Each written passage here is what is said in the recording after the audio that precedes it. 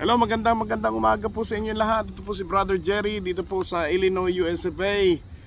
Gusto ko lang pong anyayahan kayo na panoorin itong ating bagong page o bagong channel dito sa YouTube.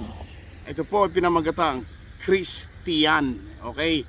Ito po ay patungkol sa mga Kristiyano na they said that they are believers of Christ.